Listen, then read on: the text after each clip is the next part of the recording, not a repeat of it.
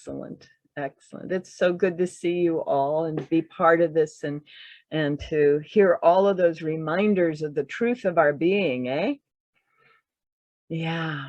You know, when we get to talking about the 12 powers of man, you know, there are 12 characteristics of divinity that we get to experience in ourselves. And so, you know, the reminder that it is one power that has different faces, I think is a very useful thing. It's really easy to start thinking, oh, I can do, you know, there's this one over here and there's that one over there and there's this other one over there. No, no, no, no, no. There, whatever name we give it, it's all one power. So when we say, I'm going to use or align myself with the power of will, what we're really saying is I'm going to allow myself to be who and what I was born to be. We're really saying I'm going to let that aspect of divinity, which is expressing itself in and through me, to be how I experience my life and my world. And that's much more easily said than done. And in fact, virtually all spiritual writings and spiritual teachings are designed to help us find different ways to do that. Now, many of you are, as I was, raised in the Christian tradition. And one of the stories that you may have been given, I certainly was given over and over again, is the story of Jesus the night before the crucifixion. So there's the Last Supper, which is a Passover meal, and a Passover meal goes very late. It usually ends around midnight. And then after the meal, the whole group of them adjourned to the garden nearby, the Garden of Gethsemane. And Jesus asked everyone to stay up with him and pray. Well, part of the Passover meal is you have to down 4 full glasses of wine. And it was a little tough on the guys to try to stay awake in the middle of the night after that much wine. But the ladies stayed up, the women stayed up, and they prayed with him. And the men tried, but they kept dozing off. And Jesus would go over and wake them up, and then they'd doze off again for the rest of the night. Now, Passover happens right around the spring equinox. So it was a 12-hour night. So the sun didn't come up until about 6:30 or 7 in the morning. Excuse me. But right before the sun came up, the soldiers arrived. The story that I'm going to focus on right now is that period when Jesus realized his supporters were asleep and he was alone with the divinity that he called Abba, that aspect of the divine, which is the unique, immanent, loving presence. We like to say God is transcendent, over and expansive and around all that is, and immanent, a loving presence in our life. And Jesus called it Abba. And as the story is usually told, we're told that he was praying and he knew what was coming and he was not looking forward to it. In fact, one version of the story says that he was so actually frightened about it or upset or concerned about it that he was sweating blood. And the line that he is remembered for in that night is, not my will, but thine. I will, you know, please take this cup from me, but if you won't, not my will, but thine. Well, I don't know about you, having heard that story since I was probably 6 or 7 years old, I began to think that God's will for me was something to be afraid of. If Jesus was not happy allowing God's will to happen, and Jesus was all the things that I had been taught Jesus was, who was I to be comfortable allowing God's will to happen? It was a terrifying concept for me. And in fact, the process of choosing to become a minister required the healing of that terror. Because I had to understand that what Jesus was saying is, I feel like I am of two minds. Part of me wants to run away and hide, And part of me knows that my fulfillment, my life's work is what I am about to go through. And if it isn't mine, I'm willing to do that too. But my fulfillment is to go through and do this as far as I can see it. If it isn't, that's okay, but it feels like it is. I don't have any indication from any other source other than what a Jesuit priest once called pious legend, that Jesus was in any distress at all during that prayer time. There is no indication that he was as upset as most of us have been taught that he must have been, because we imagine knowing we're about to be tortured and killed as being a terrifying thing. But I don't think Jesus was in that place. So I sat with that for some months and years, actually, but the last few days before I realized I was going into the ministry, and realized that what God's will was, that he was allowing to be his will, the same one will, was for the best for him and for all humanity, was for his fulfillment, the completion of what he came to be on earth to do. And in fact, we hear on the cross, and I had already come to understand this, that the words in Aramaic that Jesus spoke, Eli, Eli, Yani, Sabachthani. In Aramaic, Eli, Eli is a reference to the presence of God, the Abba that Jesus felt, not the transcendent, but the presence, Eli. Yani Sabachthani. A Sabachthani is an Aramaic term that refers to various forms of separation, including being born, including completion of a job, and including in its highest form, fulfillment. For this was I born. This is my fulfillment, is what the Aramaic says. It's not the Hebrew phrase that was translated from Daniel, where Daniel is on the banks of the river in Babylon going, my God, why hast thou forsaken me? Which is what is mostly written in Christian Bibles. But he said it in Aramaic. He didn't say the Hebrew. And he wouldn't translate a prophetic phrase from the literature, the profound literature of the time, into the local language while he's in the last stages of life. That wasn't going to happen. No, he spoke the language he grew up with. And he spoke from the heart. For this was I born.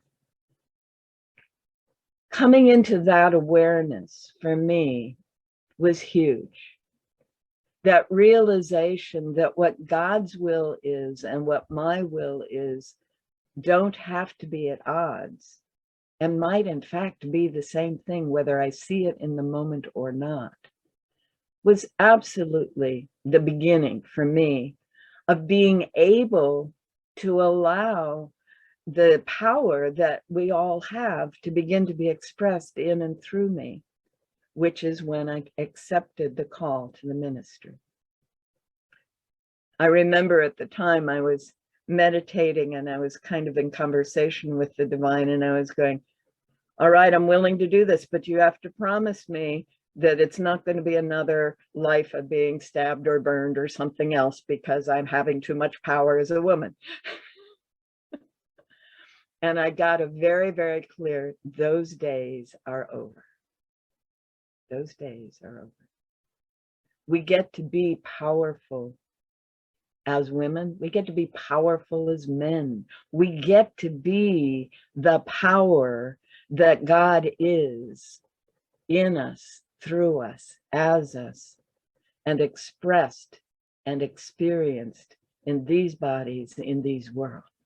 Yes. Now that was fascinating and a wonderful release, but it didn't show me the hows. So as I said earlier, the hows are another thing. And that's what the spiritual teachers have been providing us all these years. And as many of you know, one of my primary teachers is an Emma Curtis Hopkins, who is the one who helped the Fillmores understand some of this material. In fact, Emma introduced Charles to the 12 powers and helped him develop the ideas to begin with. And then he went on with it on his own. And one of the things Emma would teach was, please make this your own and teach it in your own way. Don't just accept what I've said. Discover how this is your own experience and teach it your own way. And so one of the lessons in Emma Curtis Hopkins' 12 lessons is lesson 11. And lesson 11 is variously titled, but it's the way. It's the way of wisdom. And in lesson 11, one of the things that Emma talks about is will and meekness. And I love this line in this section because this is where she says, you have a strong will, and this is good. Now, how often have we been told it's okay to have a strong will? Really? I mean, when we were 2 and 3, we were told it's not okay to have a will at all, right? That's a big part of the terrible twos. And various times in school and at work and, you know, various conditions, whether it was in church or whatever, we were told, no, no, no, no, no, you don't get to have a will. Yeah, you have to do what we say. You have to do it our way, whatever that was. Yeah. We get to have a strong will. And she says the reason it's good is because if we didn't have a strong will, we couldn't hold to truth when all this other stuff was coming at us. We couldn't hold to our deepest understanding. We couldn't hold to the love. We couldn't hold to the power in the face of all this other stuff. We need this will. It's a good thing. And then she goes in the very next sentence to say, as long as the instant you realize that what you are holding to is not truth, you let it go. The instant you realize it. Okay. Now, wow. Now, truth is another name for God. Truth is another name for all the power that we are naming in all these different ways. So my will is aligned with the highest principle I know, which I will call truth, until I realize, whoops, that wasn't it. It's got to be another one. So I align my will with that. Now, I work also with other teachers, and one of them is Thomas Troward, and one of my joys of this past year was finishing up my little interpretation of some of Thomas Troward's essays. For those of you who don't know, Thomas Troward was a judge in India during Victoria's reign. He spent 30 years as a magistrate there, and he learned Hindi and Sanskrit and Arabic and had already learned Hebrew and Latin and Greek in an English school system. So he had all these languages, and he was dealing with all these religions. In the Punjab, you've got everything. You've got Jews, you've got Christians, you've got Jains, you've got ancient Hindus and modern Hindus and Buddhists, everybody. And you've also got Muslims. And so he was dealing with all these different religious traditions, and he was finding that there was a core of truth in all of them. And he also found that when we really look at the source that is the creator of all, that is the source of all, that is the means by which everything develops and becomes, we see that that source, that process of becoming that we call God, has one limitation. And that is everything that it does, everything that exists out of that source must be for the good of all. It can't not be. To be aligned with the creative power, which is what he calls God, the creative power in the individual, to be aligned with that is to be aligned with benefit for all beingness, is to be aligned with the power of bringing forth the highest and best, the fulfillment of every being on the planet. Now, some of you may know about a book called The Science of Getting Rich by Wallace Wattles. It was the basis for The Secret, the movie The Secret. And one of the things that I got to do was translate his work also. And I was uncomfortable with it because I don't like the title, but in about the third or fourth paragraph, he says, this universe is designed for the fulfillment of every being in it. That everything that happens in this universe is for our fulfillment, is for our development into our fullest potential, is another phrase that he says. And so all the experiences and all the resources and all the people that are in our world are there for us to become who we can be, and for, in that process, all of the universe to become what it can become.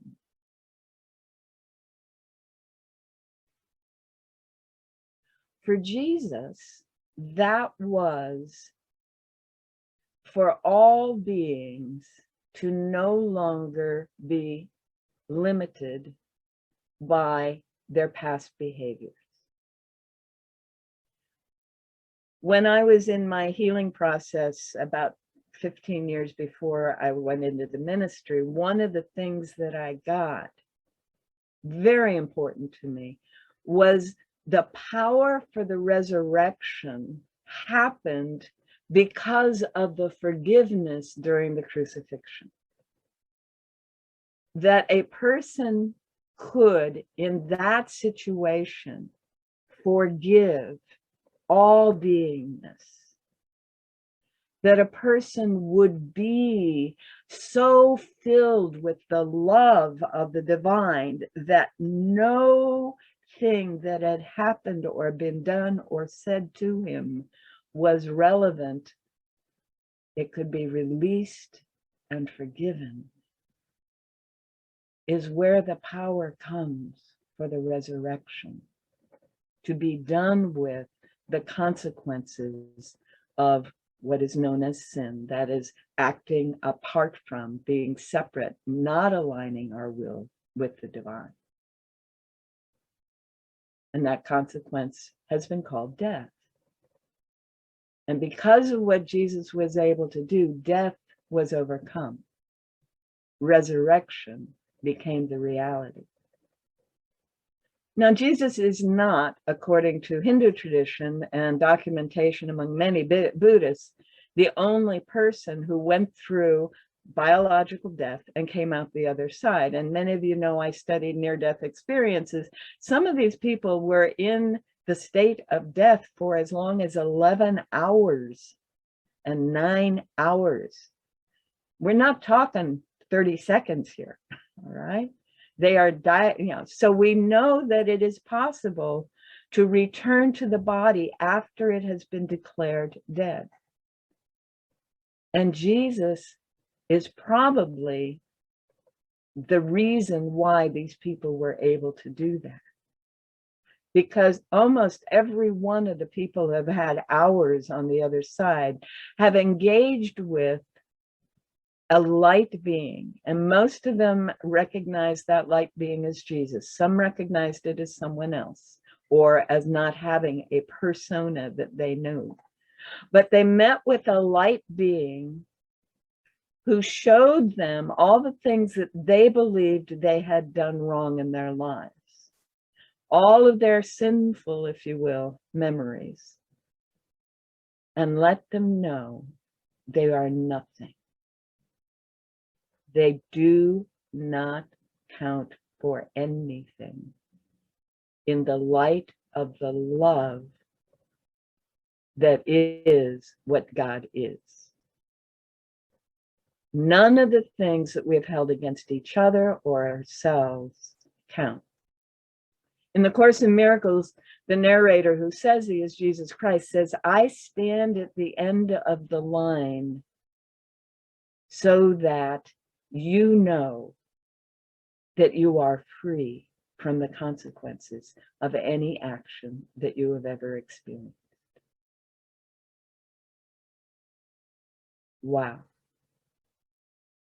In the Hindu tradition, they don't use Jesus, but they have a similar kind of experience.